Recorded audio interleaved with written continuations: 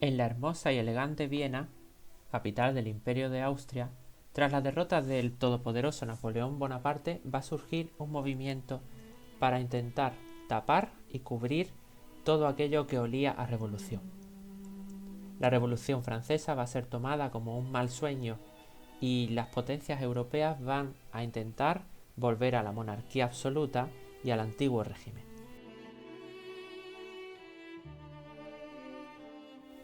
Bajo la iniciativa de Austria, una multitud de estados europeos que se habían sobrepuesto a Napoleón se van a reunir en la bella capital vienesa para intentar poner un poco de orden y repartirse los territorios napoleónicos.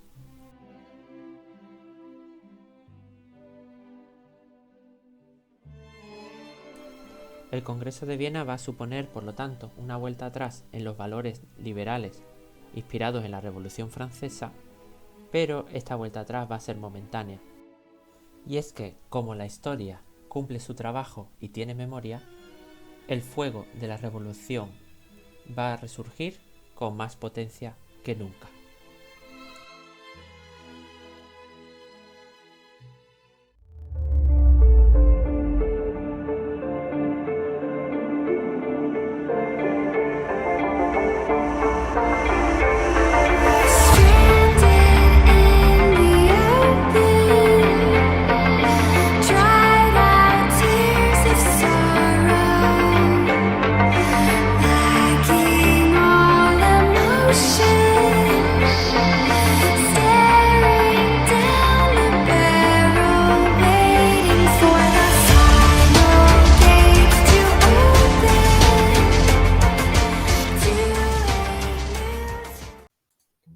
En la capital austriaca, Viena, se convoca en 1814 y 1815, después de la derrota de Napoleón, el Congreso de Viena.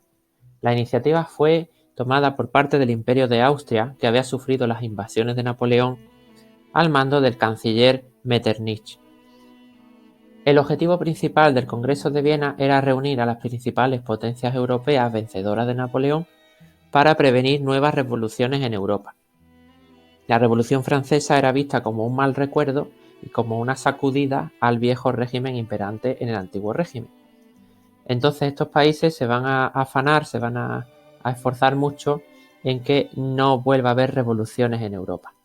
Para eso se va a crear un ejército comunitario europeo llamado la Santa Alianza. La Santa Alianza tenía el objetivo, por lo tanto, de aplacar cualquier intento de revolución y acudiría a la llamada de cualquier monarca absoluto que se encontrara en estado de alarma debido a una insurrección en su país. Los monarcas europeos van a volver sobre todo al antiguo régimen, van a volver al absolutismo y esto es lo que llamamos la Restauración.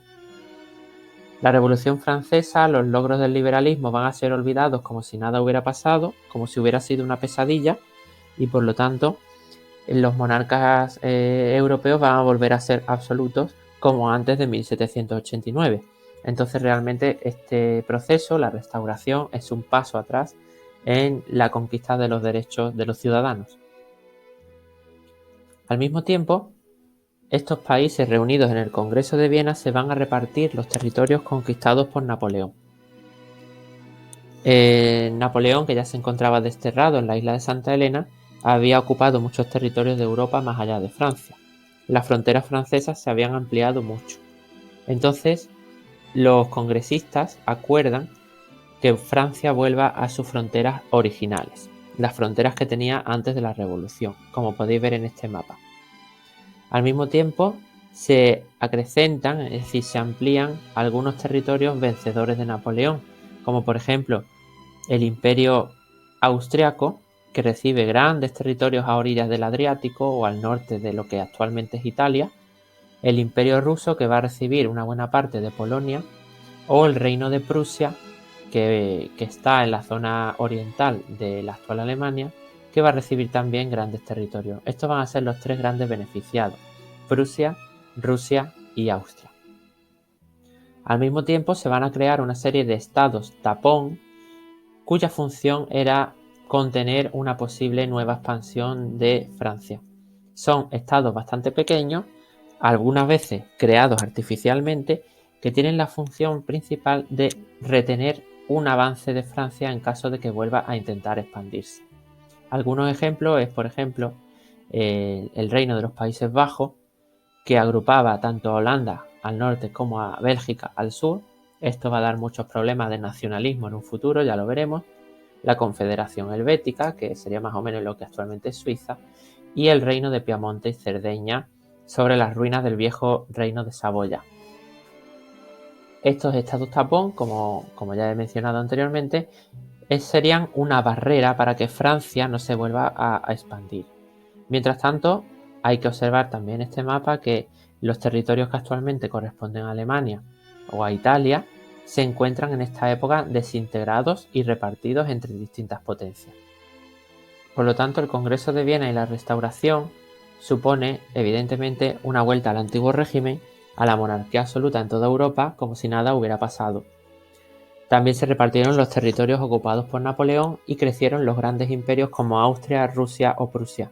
Sin embargo, la semilla sembrada por Napoleón y su ejército al paso de Europa, la semilla del liberalismo y de la revolución, va a surgir pronto.